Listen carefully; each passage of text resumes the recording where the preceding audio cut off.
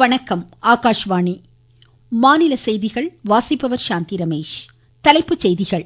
இளையோரின் திறன்களால் start up திட்டம் இந்தியாவில் தனி முத்திரை பதித்துள்ளதாக பிரதமர் திரு நரேந்திரமோடி பெருமிதம் தெரிவித்துள்ளார்.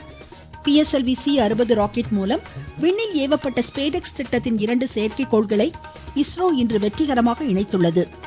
காணும் பொங்கல் தமிழ்நாட்டில் உற்சாகத்துடன் இன்று கொண்டாடப்படுகிறது. சென்னையில் 3வது பன்னாட்டு புத்தக திருவிழா இன்று தொடங்கியுள்ளது. ஆஸ்திரேலியன் ஓபன் டென்னிஸ் ஆடவர் இரட்டையர் 2வது சுற்றுக்கு இந்தியாவின் ஸ்ரீராம் பாலாஜி மெக்சிகோவின் மிகல் ஏஞ்சல் இணை முன்னேறியுள்ளது. இனி விரிவான செய்திகள். இளையோரின் திறன் மேம்பாட்டால் ஸ்டார்ட் அப் திட்டம் இந்தியாவில் தனி முத்திரை பதித்துள்ளதாக பிரதமர் திரு நரேந்திரமோடி பெருமிதம் தெரிவித்துள்ளார். ஸ்டார்ட் அப் இந்தியாவின் 9வது ஆண்டு நிறைவையொட்டி பிரதமர் இன்று வெளியிட்ட சமூக வலைதள பதிவில் இந்த திட்டத்தை ஊக்குவித்து முன்னெடுத்து செல்ல அனைத்து நடவடிக்கைகளையும் மத்திய அரசு மேற்கொண்டு வருவதாக குறிப்பிட்டார். இளையோருக்கு அதிகாரமும் ஆளுமையும் வழங்கி அவர் தம் படைப்பாற்றல் திறன் மற்றும் புதுமையான சிந்தனைகள் கடந்த 9 ஆண்டுகளாக ஊக்குவிக்கப்பட்டதை அடுத்து ஸ்டார்ட் அப் திட்டம் வெற்றியடைந்ததாக பிரதமர் மகிழ்ச்சி தெரிவித்துள்ளார். இலகுவான வர்த்தக நடைமுறைகளுக்கு தனி கவனம் செலுத்தும் வகையில் மத்திய அரசின் கொள்கைகள் அமைந்ததன் காரணமாக ஸ்டார்ட் அப் திட்டங்களும் அது தொடர்பான வள ஆதாரங்களும் உறுதி செய்யப்பட்டதாக பிரதமர் சுட்டிக்காட்டினார்.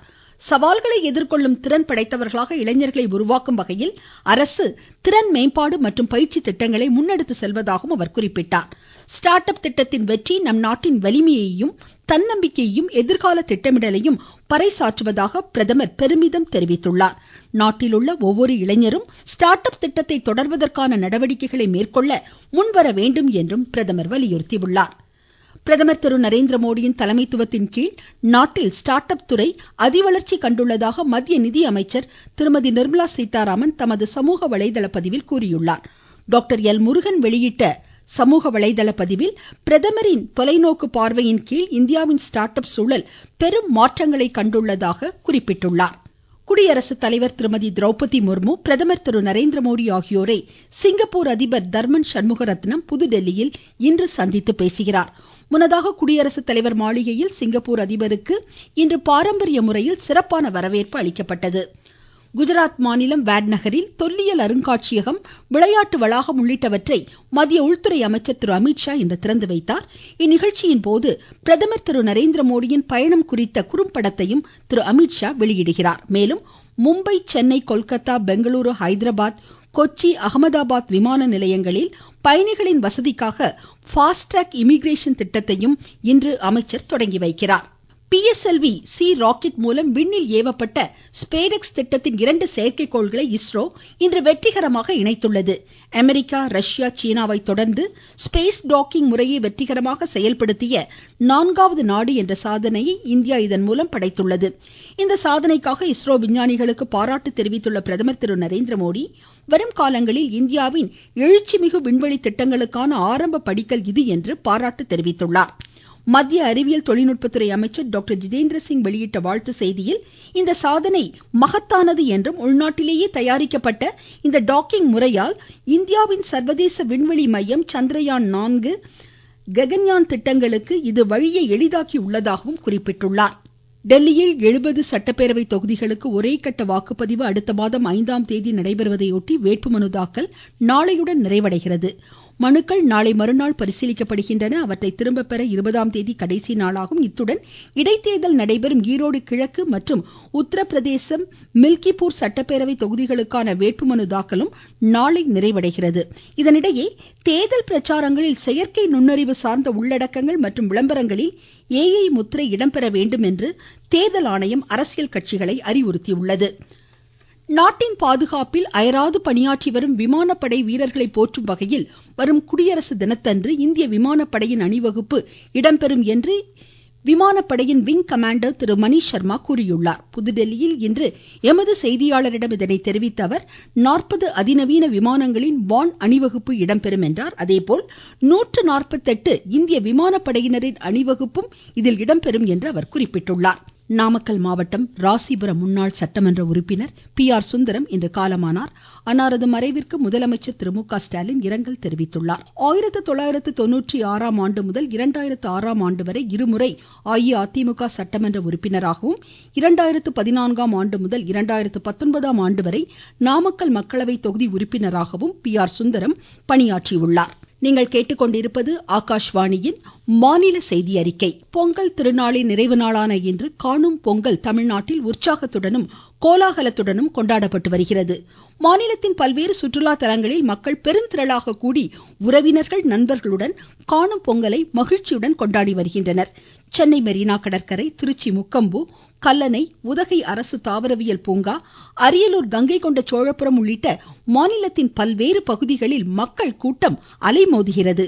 குடும்பத்துடன் இணைந்து மக்கள் ஆன்மீக தலங்களுக்கும் சென்று வழிபட்டு வருகின்றனர். குற்றாலம், ஒகேனக்கலில் மக்கள் அதிக அளவில் குவிந்துள்ளனர். கன்னியாகுமரி கடற்கரை, திருப்பரப்பு அருவி உள்ளிட்ட இடங்களில் காவல்துறையினர் சிசிடிவி கேமரா மூலம் மக்கள் கூட்டத்தை கண்காணித்து வருவதாக எமது செய்தியாளர் கூறுகிறார். காணும் பொங்கலை முன்னிட்டு சர்வதேச சுற்றுலா தலமான கன்னியாகுமரியில் மக்கள் கூட்டம் அலைமோதி வருகிறது. அதிகாலை முதலே கன்னியாகுமரி கடற்கரை, விவேகானந்தர் பாறை, திருவள்ளுவர் சிலை, பேச்சிப்பாறை அணை, திப்பரப்பு அருவி உள்ளிட்ட இடங்களில் சுற்றுலா பயணிகள் குவிந்து வருகின்றனர். காணும் பொங்கலை முன்னிட்டு கன்னியாகுமரியில் போலீஸ் பாதுகாப்பு பலப்படுத்தப்பட்டுள்ளது. மக்கள் கூடும் இடங்களில் சிசிடிவி கேமராக்கள் பொருத்தப்பட்டு கண்காணிக்கப்பட்டு வருகிறது. கன்னியாகுமரியிலிருந்து குமரன், விவேகானந்த். மாமல்லபுரத்தில் ஏராளமான பொதுமக்கள் கூடி காணும் பொங்கலை கொண்டாடி மகிழ்ந்ததாக எமது செய்தியாளர் கூறுகிறார். செங்கல்பட்டு மாவட்டம் அடுத்த மாமல்லபுரத்தில் சுற்றுலா பயணிகளின் வருகை அதிகரித்துள்ளது. தற்போது தொடர் விடுமுறை மற்றும் காணும் பொங்கல் முன்னிட்டு வழக்கத்தை விட சுற்றுலா பயணிகள் வருகை அதிகரித்து காணப்படுகின்றது. 5 ரதம், அர்ஜுனன் தபசு, வெண்ணெய் உருண்டை பாறை, கடற்கரை கோவில் உள்ளிட்ட இடங்களில் சுற்றுலா பயணிகள் கண்டு ரசித்து வருகின்றனர். மாமல்லபுரம் சுற்றுலா தலம் பகுதிகளில் கடும் போக்குவரத்து நெரிசல் ஏற்படும் என்பதால் போக்குவரத்து காவல்துறையினர் பல்வேறு முன்னெச்சரிக்கை நடவடிக்கைகள் மேற்கொண்டு வருகின்றனர். செங்கல்பட்டு மாவட்டத்திலிருந்து ஜி. சுரேகா. நீலகிரி மாவட்ட சுற்றுலா தலங்களில் மக்கள் பெருந்திரளாக கூடி இயற்கை கண்டு ரசித்து வருவதாக எமது செய்தியாளர் தெரிவிக்கிறார். நீலகிரி மாவட்டத்திற்கு விடுமுறை நாட்களில் சுற்றுலா பயணிகளின் வருகை அதிகமாக காணப்படும். இந்நிலையில் காணும் பொங்கலையொட்டி உதகை அரசு தாவரவியல் பூங்கா, தொட்டபெட்டா, படகு இல்லம், ரோஜா பூங்கா உள்ளிட்ட இடங்களில் கர்நாடகா மற்றும் கேரள மாநில சுற்றுலா பயணிகளின் வருகை அதிகமாக காணப்பட்டது. அரசு தாவரவியல் பூங்காவில் குவிந்த சுற்றுலா பயணிகள் கண்ணாடி மாளிகை, ஜப்பான் பூங்கா ஆகியவற்றை கண்டு ரசித்தும் குடும்பத்துடன் புல்வெளிகளில் விளையாடியும் மகிழ்ந்து குழு காலநிலையை அனுபவித்தனர். மேலும் உதகையில் நிலவும் மிதமான காலநிலை தங்களுக்கு மிகுந்த மகிழ்ச்சி அளிப்பதாகவும் சுற்றுலா பயணிகள் தெரிவித்தனர். உதகையிலிருந்து சரவணன். உலக பிரசித்தி பெற்ற மதுரை அலங்காநல்லூர் ஜல்லிக்கட்டு போட்டி தற்போது விறுவிறுப்பாக நடைபெற்று வருவதாக எமது செய்தியாளர் கூறுகிறார்.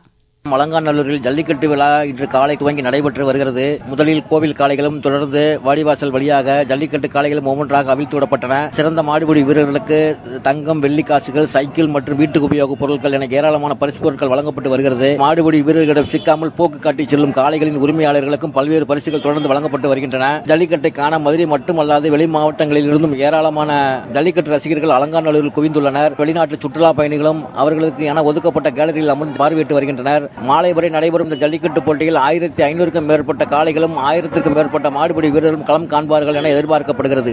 மதுரையிலிருந்து எஸ். ரகுராஜா. திண்டுக்கல் மாவட்டம் நெய்க்காரப்பட்டியில் தற்போது நடைபெற்று வரும் ஜல்லிக்கட்டில் திண்டுக்கல், திருச்சி, மதுரை உள்ளிட்ட இடங்களிலிருந்து 700க்கும் மேற்பட்ட காளைகள் களமிறங்கியுள்ளன. 500க்கும் மேற்பட்ட மாடுபிடி வீரர்கள் களத்தில் உள்ளனர். திருச்சி மணப்பாறை ஆவாரங்காட்டில் நடைபெறும் ஜல்லிக்கட்டு போட்டியில் 700 காளைகளை அடக்க 350 மாடுபிடி வீரர்கள் களத்தில் உள்ளனர்.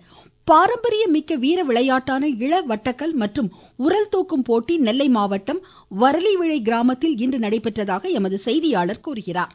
தமிழர்களின் பாரம்பரிய விளையாட்டு போட்டிகளான ஜல்லிக்கட்டுக்கு இணையாக இளவட்டக்கல் தூக்கும் போட்டியும் நடந்து வருகிறது. நெல்லை மாவட்டம் வடலிவிளையில் பொங்கல் பண்டிகையை முன்னிட்டு இளவட்டக்கல் தூக்கும் போட்டி நடைபெற்றது. இதில் ஆண்கள் கலந்து கொண்டு 55 கிலோ முதல் 120 கிலோ வரை இளவட்டக்கற்களை தூக்கி சாதனை நிகழ்த்தினர். பெண்களும் இந்த போட்டியில் கலந்து கொண்டு 55 கிலோ இளவட்டக்கற்களை தூக்கி ஆண்களுக்கு நிகராக சாதனைகள் நிகழ்த்தினர். இந்த போட்டியில் வெற்றி பெற்றவர்களுக்கு பரிசு வழங்கப்பட்டது. நெல்லையிலிருந்து திருமலைக்குமார். தமிழ் நூல்களை சர்வதேச மொழிகளில் மொழிபெயர்க்க 35 இலக்கிய வல்லுநர்களுக்கு பயிற்சி அளிக்கப்பட்டு வருவதாக மாநில பள்ளிக்கல்வித்துறை அமைச்சர் திரு அன்பில் மகேஷ் பொய்யாமொழி தெரிவித்துள்ளார். சென்னை நந்தம்பாக்கத்தில் 3வது பன்னாட்டு புத்தக திருவிழாவில் இன்று உரையாற்றிய அவர் 166 தமிழ் புத்தகங்கள் 32 மொழிகளில் மொழிபெயர்க்கப்பட்டுள்ளதாக குறிப்பிட்டார். மெல்பர்னில் நடைபெறும் ஆஸ்திரேலியன் ஓபன் டென்னிஸ் ஆடவர் இரட்டையர் 2வது சுற்றுக்கு இந்தியாவின் ஸ்ரீராம் பாலாஜி, மெக்சிகோவின் மிகல் ஏஞ்சல் இணை முன்னேறியுள்ளது. முதல் சுற்றில் இந்த இணை நெதர்லாந்து இணையை 6-4, 6-3 என்ற நேர் செட்களில் வென்றது. புதுடெல்லியில் நடைபெறும் இந்தியன் ஓபன் பேட்மிண்டன் ஆடவர் ஒற்றையர் காலிறுதிக்கு முந்தைய சுற்றில் இந்தியாவின் கிரண் ஜார்ஜ் பிரான்சின் அலெக்ஸ் லானியரை இன்று எதிர்கொள்கிறார். மீண்டும் தலைப்புச் செய்திகள். இளையோரின் திறன்களால் ஸ்டார்ட் அப் திட்டம் இந்தியாவில் தனி முத்திரை பதித்துள்ளதாக பிரதமர் திரு நரேந்திர மோடி பெருமிதம் தெரிவித்துள்ளார். PSLV C-60 ராக்கெட் மூலம் விண்ணில் ஏவப்பட்ட ஸ்பேடெக்ஸ் திட்டத்தின் 2 செயற்கைக்கோள்களை இஸ்ரோ வெற்றிகரமாக இணைத்துள்ளது. காணும் பொங்கல் தமிழ்நாட்டில் இன்று உற்சாகத்துடன் கொண்டாடப்படுகிறது. சென்னையில் 3வது பன்னாட்டு புத்தக திருவிழா இன்று தொடங்கியது. ஆஸ்திரேலியன் ஓபன் டென்னிஸ் ஆடவர் இரட்டையர் 2வது சுற்றுக்கு ஸ்ரீராம் பாலாஜி மிக்வெல் ஏஞ்சல் இணை முன்னேறியுள்ளது. இத்துடன் இந்த செய்தியறிக்கை முடிவடைந்தது.